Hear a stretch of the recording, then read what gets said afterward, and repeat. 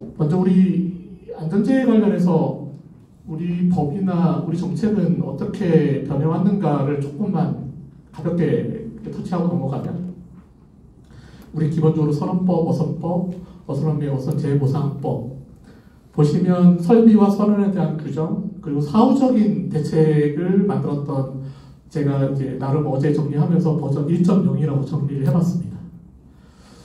버전 2.0은 그래도 사고나 질환에 대한 예방적 접근을 하기 시작했던 게 우리 어선안전조업법, 농업인의 삶의 질법, 농업인 안전보험법이 만들어지면서 조사도 하게 되고 통계도 만들게 되고 사후적인 이제 보험에 대한 조치들, 이런 것들을 이제 적극적으로 마련한 시기가 됐다. 그게 이제 한 2020년대 이후에 이제 본격적으로 논의됐던 사항들이고요. 최근에는 이제 정말 선제적인 예방의 중요성들이 대두되고 있습니다. 특히 중대재해처벌법과 같이 맞물려서 어업 현장이 언제까지 예외적인 영역으로 논의될 수 있는 문제는 아니다. 우리도 반드시 중대재해 영역 안으로 들어갈 어느 시점이 될 거다라고 봅니다. 그렇기 때문에 무엇보다 사후적 관리보다는 선제적 예방 관리가 중요하고, 선제적 예방 관리의 핵심은 다 비용이고 규제입니다. 어업을 경영하는 입장에서 보면 엄청난 부담이 될 수밖에 없는 문제이기 때문에 그동안 많은 논의와 많은 토론들이 있었지만 쉽게 해결되지 못했던 영역이다라고 볼 수 있는 거죠. 보시면 우리 쪽에서 가지고 있는 법률에서 가지고 있는 내용들을 들여다보면 정말 사고를 핵심적으로 해결해야 될 요소, 우리가 이제 위의 요소라고 하는 것들, 어떤 것들이 정말 위의 요소이냐를 특정하고 그거를 반드시 지키도록 하는 이행에 대한 규정, 그걸 이행하지 않았을 때 가져갈 수 있는 조치들, 또는 그 이행을 촉구하기 위한, 촉발시키기 위한 여러 가지 재정적인 지원이나 노력, 이런 것들이 다 복합적으로 이루어져야 되는데 현행 제도상으로는 비어있는 구간들이 제법 있습니다. 뒤에서 하나하나 설명을 좀 드려보겠습니다. 말씀드린 대로 1386은 노선버스가 아닙니다. 제가 수협의 자료를 어렵게 받아서 다시 전처리해서 분석한 2010년부터 2019년까지 보험을 가입한 사람들, 어선원보험이든 우리 어업인안전보험이든 보험을 가입한 사람 중에서 실제 사망사고에 의해서 사망한 숫자입니다. 1386명이 지난 10년간 우리 어업 현장에서 떠나갔다는 겁니다. 뭐가 대수야? 평균 140명? 뭐가 문제예요? 아닙니다. 우리는 결론적으로 제가 꼭 말씀을 드리고 싶은 게, 지금 한쪽에서는 고령화 인구 감소, 어촌 소멸 문제를 막기 위해서 적극적으로 어촌에 새로운 인력을 유입시켜야 되겠다. 현장에서는 일할 사람이 없다. 그 일할 수 없는 인력을 외국인들이 대체하고 있다. 근데 이게 되게 모순인 게, 우리가 일을 하고 있는 작업 현장이 안전하지 않은데 어떻게 사람들이 어업에 들어와서 일을 할 거냐에 대한 근본적인 고민들을 좀 해야 되는 거이고, 이거에 대한 비용과 투자는 반드시 선제적으로 이루어져야 된다. 그게 정부이든 그게 실제 경영주의든 이루어져야 된다라고 보는 겁니다. 제가 최근에 자료를 정리하면서 저는 2018년, 19년까지 산업재해를 뽑았습니다. 우리 어업 분야의 산업재해율. 논란이 상당히 많습니다. 통계 자료도 생성하는 기관마다 다 다릅니다. 근데 제가 한번 좀 정리를 하면서 되게 놀라웠던 게, 보시면 최근 19년, 20년, 21년에 3%, 2%대로 떨어져요. 만약에 이 그래프만 본다면 지금의 정책 수단이나 노력들이 되게 실효적으로 되고 있는 거 아닐까? 시간적으로 놔두면 1% 미만대로 들어오지 않을까? 소위 말하는 아이슬란드, 노르웨이, 캐나다처럼 우리 어선진국이라고 하는, 특히 어산업재해 영역에서 상당히 안전관리 체계를 잘 갖추고 있다는 선진국 수준으로 내려오는 거 아닐까? 저는 전혀 그렇게 생각하지 않습니다. 우리가 여태까지 해왔던 노력들은 크게 변하지 않았습니다. 정말 냉정하게 보면. 맞아졌어요. 이거는 통계 산출의 방식이나 내용이 좀 달랐다라고 봅니다. 자, 그랬든 어쨌든 지금 현재 수준도 한 2.7%대입니다. 엄청나게 높은 제휴율이에요. 참고로 농업이 지금 0.9, 0.8 정도 됩니다. 건설 현장이 0.7 정도 됩니다. 이미 2.7 정도 돼도 농업과 비교해보면 우리가 압도적으로 높아요. 그런데 제가 뭘 이야기하고 싶은 거냐면 농업과 어업을 비교했을 때 우리가 어업 분야의 산업재해를 대응하는 대체계, 부처, 전담기관, 인력, 예산. 적어도 이 논리로 들여다보면 우리가 농업 예산의 3배 이상은 확보를 해야 된다는 거. 그럼 농업이 제가 저거 당시 조사할 때가 국회 자료를 제출했을 시점이 2019년 정도 시점이에요. 농업이 직접적인 농업재해 예방에 100억을 투입하고 있었습니다. 정부 재정이. 그럼 산출적으로 300억을 투입을 해도 대가만가한 거죠. 우리 좀 죄송한 이야기지만 우리 국립산업과학원에 연구협력과의 어업재해 예방 업무를 하고 있습니다. 저 1억이었는데 제가 연구하는 동안에 행안부 기재부 쫓아다니면서 과학원 하고 같이 쫓아다니면서 3억으로 늘린 게 다예요. 되게 저는 현장에서의 목소리, 우리 정책적인 목소리에서 기재부 관련 부처들 설득해야 될 영역이라고 봅니다. 자, 우리 또 하나 많은 혼돈이 있는 게 뭐냐면 산업재해를 어떻게 정의하느냐. 해경이 정의하는 산업재해와 우리 해수부가 정의하는 거와 다 달라요. 자, 매우 협의의 개념에 우리 어선안전조업법에 보면 어선원 등의 재해 그리고 어선의 재해에 대해서 법에서 규정하고 있습니다. 근데 이거는 말 그대로 어선과 어선원에 대한 영역을 한정하고 있습니다. 어선안전조업법은. 어선안전조업법이 우리 어업의 영역, 보액, 채취, 양식, 생산을 하는 영역에 있어서의 모든 영역을 커버하진 않는다라는 겁니다. 근데 어쨌든 공통점은 그러한 일을 하는 사람, 어업활동과 관련해서 부상, 질병, 신체장애, 사망을 우리가 산업재해, 업무상 재해로 규정을 하고 있죠. 밑에 보겠습니다. 어업, 작업, 안전재해, 저거는 어선원 보험법에 있는 법률적 용어입니다. 조금 더 넓은 의미의 어업인과 거기서 일을 하는 우리 얘기하는 이제 종사자들, 어업 종사자, 근로자들을 포함하고 있죠. 더 넓은 의미로 보면은 우리 산업법, 산업안전보건법에는 산업재해와 중대재해, 안전보건진단에 대한 법률적 규정이 있습니다. 근데 제가 이번에 발제를 준비하면서 우리 쪽의 법률적 용어로 어업 분야에 안전보건진단이라는 법률적 용어가 있는가를 쭉 찾아봤는데 없어요. 저는 핵심은 이거라고 보는 거거든요. 안전보건진단을 뭐라고 표현하고 있냐면 산업재해를 예방하기 위하여 잠재적 위험성을 발견하고 그 개선 대책을 수립하는 목적으로 조사하고 평가하는 겁니다. 이게 선제적으로 이루어져야지만 대책들이 실효적으로 해결될 수 있다는 겁니다. 근데 우리는 법률적 개념에 저 안전보건 진단에 대한 법률적 개념이 존재하지 않습니다. 다른 용어로 하겠죠. 정책적으로 하긴 하는데 저게 법에 규정되어 있는 거와 아닌 거는 다르다 말씀을 꼭 드리고 싶습니다.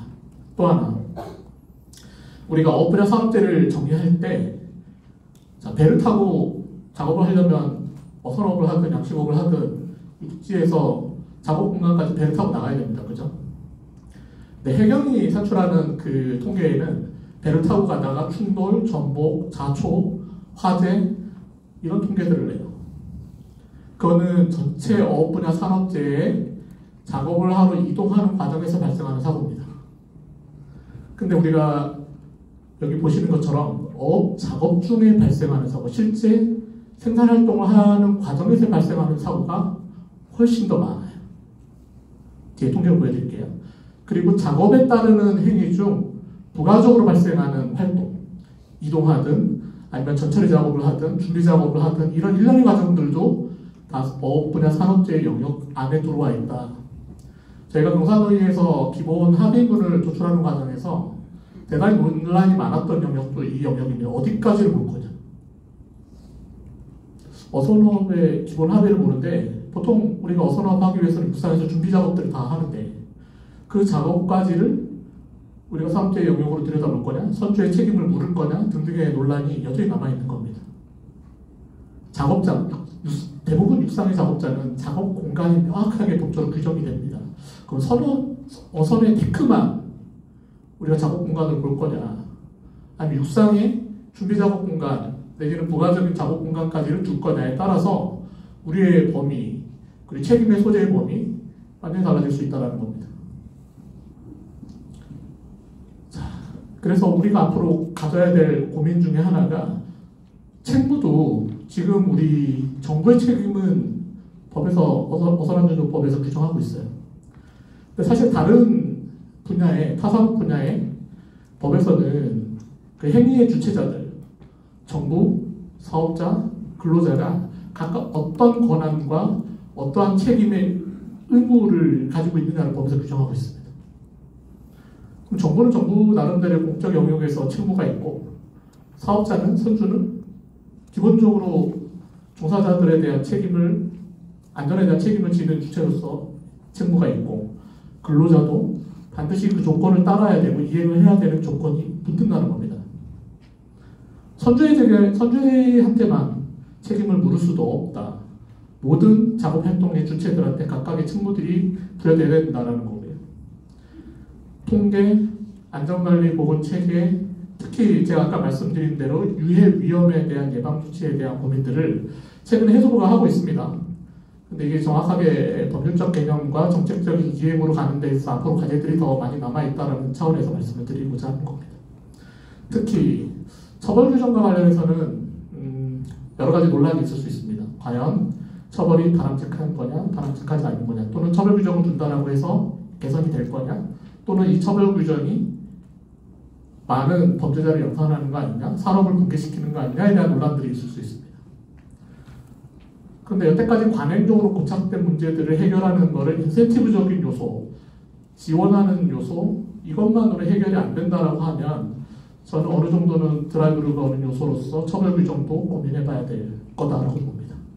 근데 이게 너무 광범위하게 해서는 안 돼요. 정말 핵심적인 요소를 준비하고 이행하지 않으면, 그러니까 설비를 보수하고 그 설비에 따른 운영에 대한 규정들을 지키지 않았을 때로 매우 제한적인 처벌 규정들이 도입될 필요성이 있겠다고 보는 겁니다. 정부가 지금 하고 있는 일들입니다. 어선 현대화 사업도 해서 어선의 안전성을 담보하는 문제, 안에 복지 문제를 개선하기 위한 노력들을 하고 있고요. 수상기जान제에 대한 R&D도 하고 있습니다. 근데 제가 요 세 가지는 좀 꼬집고자 합니다. 우리 어민 안전보험 예방 업무, 아까 말씀드린 대로 농업에 비해서 전문인력 예산 너무 과소화되어 있어서 이 부분은 저는 다시 국가가 과거에 위임했던 업무를 다시 해수부로 가져가서 국가가 해야 된다라고 봅니다. 해수부가 해야 될 일이라고 봅니다. 두 번째, 안전조업 교육. 여기 아마 이제 안전조업 교육과 관련해서 직간접적으로 관련된 분도 계시고 실제 교육을 받아보신 분도 계실 거라고 보여집니다. 자, 몇 년에 걸쳐서 안전조업 교육 현장을 들여다봤는데요. 정말 문제의 진단과 그 진단에 따른 예방 조치로 이행할 수 있는 노력들이 콘텐츠로 담아져 있지 않다. CPR은 예방 조치에서 가장 최악의 마지막 단계에 있는 조치입니다. 그보다 앞에서 준비해야 될 예방교육과 관련된 것들이 훨씬 더 중요하고, 어떤 요소들, 어떤 위해 요소들을 인식하고 조심해야 하는가에 대한 교육들이 더 필요하다는 겁니다. 그 다음에 어민질환조사나 우리 어업안전보고센터, 아까 말씀드린 대로 손상이라고 하는 거, 사고라는 영역 이외에 산업재해 영역에서는 질환 문제도 안고 있습니다. 근골격계, 맹혈, 온열 질환, 최근에 이제 우리 어민안전보고센터에서 연구 결과를 했던 난청 문제, 이것들이 다 산업으로 인해서 발생하는 질환들이거든요. 이 중요한 역할을 하고 있는 어업안전보고센터를 예산을 날려버린답니다. 현장에서 목소리 내야 됩니다. 산업을 포기하는 거나 마찬가지 조치다라고 인식을 해야 될 문제라고 저는 봅니다. 자, 그럼 외국은 어떻게 하고 있는가? 어떤 식으로든 우하향합니다. 거기에는 여러 가지 노력들이 그러니까 복합적으로 작용하고 있습니다. 교육도 해야 되고, 기자재 개발도 해야 되고, 강력한 제재 수단도 있고, 이런 노력들이 동시다발적으로 이루어져야지만 서서히 그 제휴율이 낮아지는 과정들을 보이고 있다는 겁니다.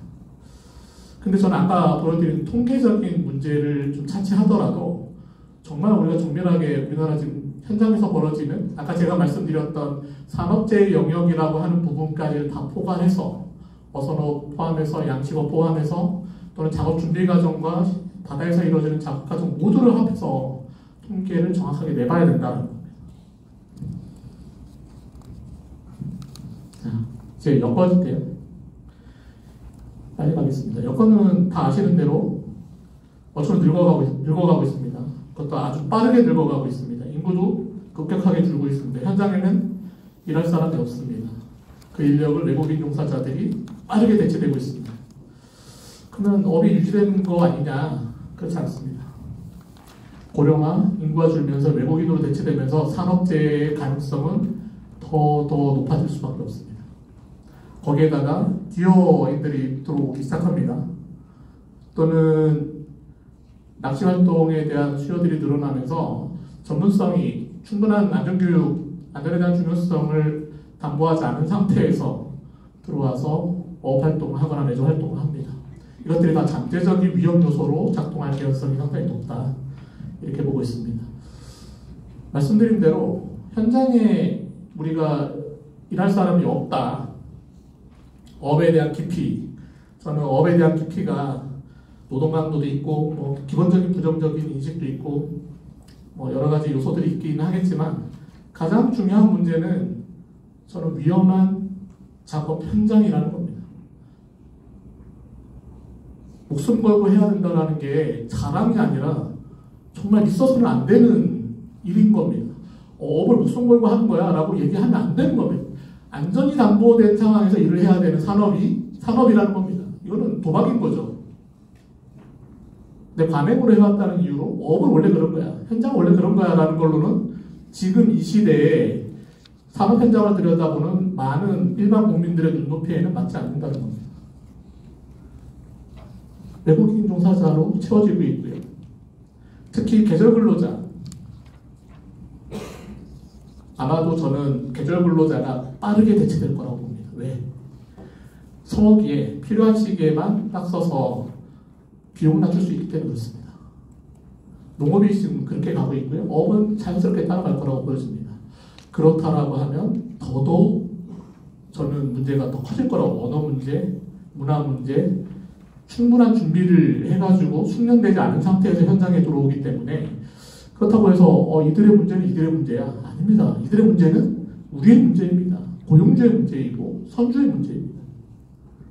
자, 가겠습니다. 우리 산업재해 실태를 제가 압축적으로 정리하면 사고가 나면 치명적입니다. 사망률이 가장 높은 산업입니다. 일단 사고가 났다라고 하면 인명사고가 나는 산업입니다. 그렇기 때문에 보다 강력한 우리 제도적 기반 하에서 다뤄야 된다라고 보는 겁니다. 기계적인 요인, 환경적인 요인이 메인인데 많은 사람들은 내가 부주의해서 사고가 났다라고 인식하고 있습니다. 실제 설문조사를 제가 했더니 70% 이상이 네가 부주의한 거야. 네가 조심하지 않아서 그런 거야. 근데 그렇지 않습니다. 사고 내용을 들여다보면 구조적인 기계와 환경적인 문제에 의해서 발생한 거지 사람이 잘못한 게 아니에요. 사람은 원래 불완전한 존재입니다.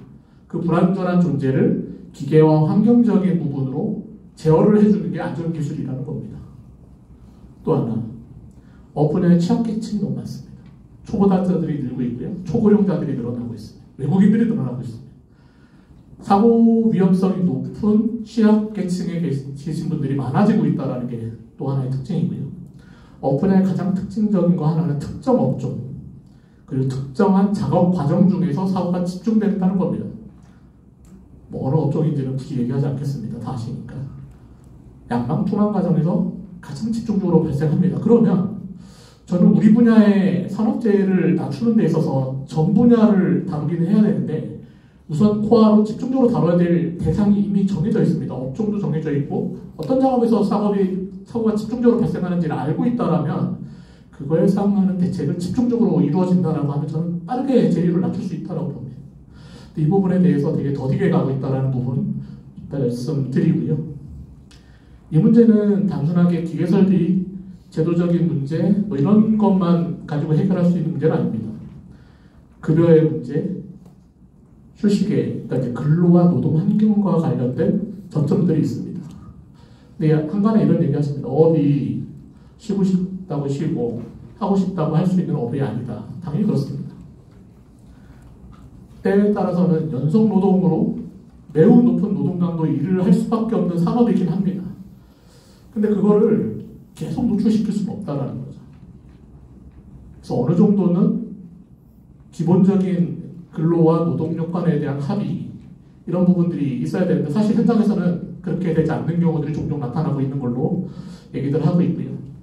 안전설비, 배에 대한 구조적인 문제, 안전장치만 해결할 수는 없습니다. 개인보호 장비에 대한 투자, R&D와 보급사업에 대해서 이제는 국가가 나서야 됩니다. 이건 시장 영역에서 해결할 수 없습니다. 전체 어업인 규모로 봤을 때 어떤 민간 사업자가 그 정도의 수요 규모를 가지고 연구개발해서 보급사업을 할 거냐, 그렇지 않다는 겁니다. 국가가 해야 된다. 교육, 모든 업에 종사하는 자들이 강제적인 교육을 할 수 있도록 해야 됩니다. 지금은 선주, 선장, 간판장, 일부 우리가 얘기하는 간부 선원들을 대상으로 교육을 하고 있습니다. 전파라는 얘기인데 재해에 노출되어 있는 사람은 일선 말단에 있는 업을 하시는 분들입니다. 종사자입니다. 근데 그분들은 교육에 대한 기회가 거의 없다라는 겁니다. 재해에 노출되어 있는 사람을 대상으로 교육을 하고 있지 않다. 왜? 접근이 어렵고 바쁘고 터치하기가 어렵다. 그건 핑계라는 겁니다. 넘어가겠습니다. 우리가 통계적으로 노동 일수로 보면 제일 적습니다.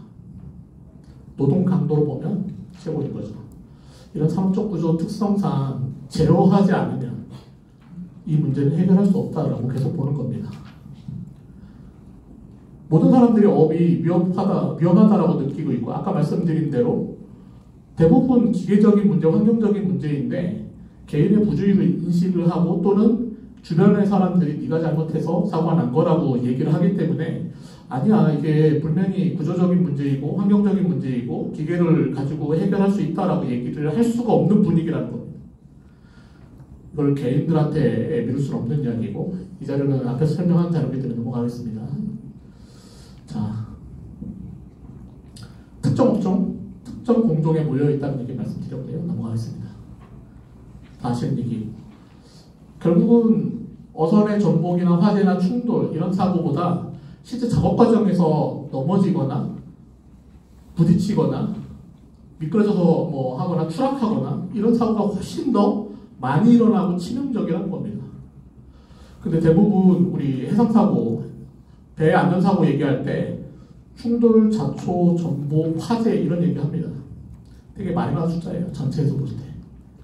근데 그걸 건수로 보면 얘가 적지 않은 건수인데 사람의 문제, 산업재해는 사람의 문제로 들여다봐야 되고 그 사람이 어떤 환경에서 어떤 과정에서 다쳤느냐 이 관점에서 들여다봐야 된다는 겁니다. 넘어가겠습니다. 사후조치 굳이 얘기하지 않겠습니다. 그것도 다 넘어가겠습니다.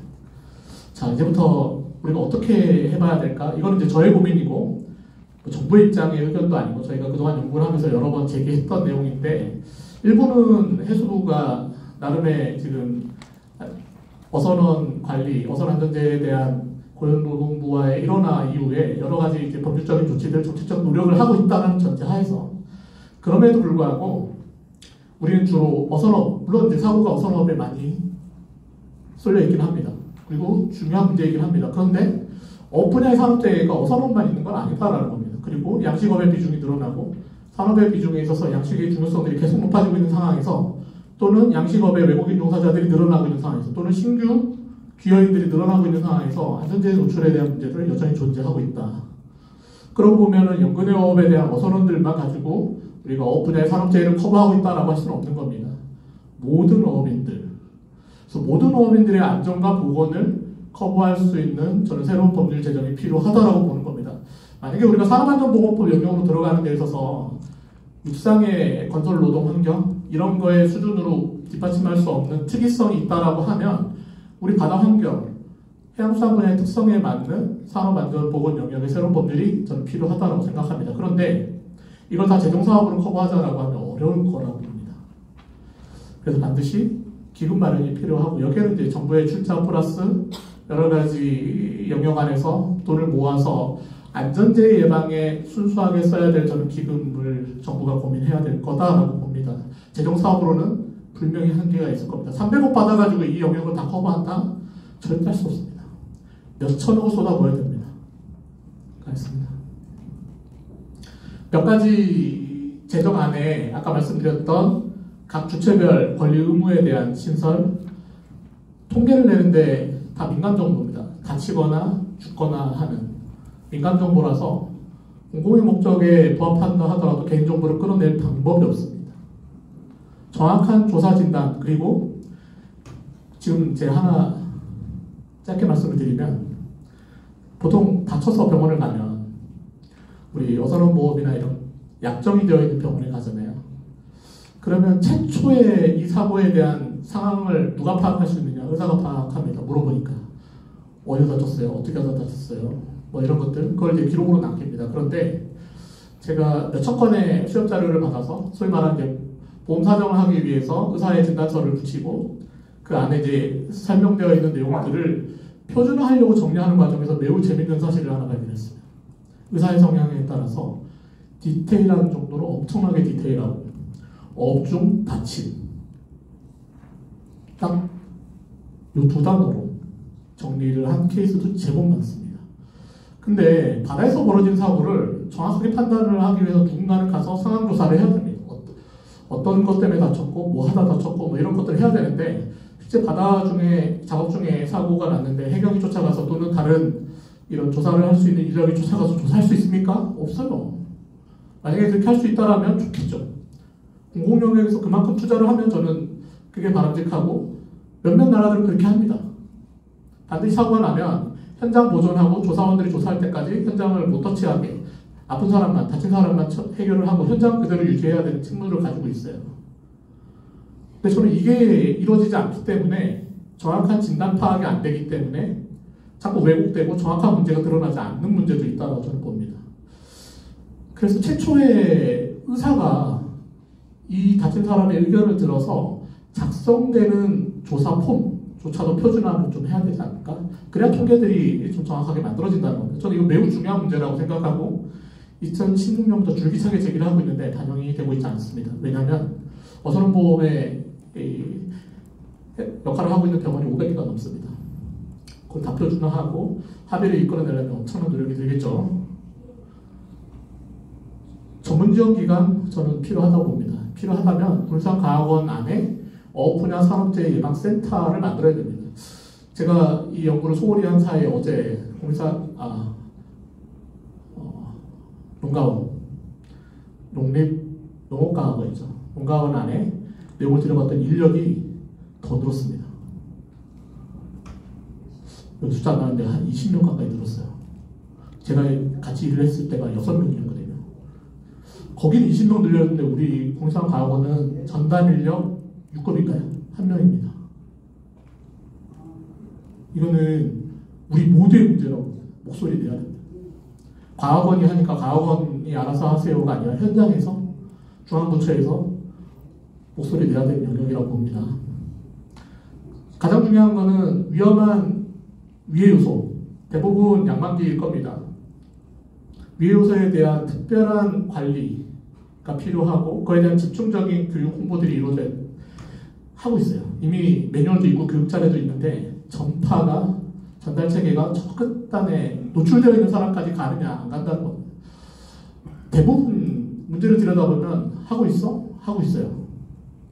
하고는 있는데 제대로 하고 있느냐에 대한 평가가 이루어져야 됩니다.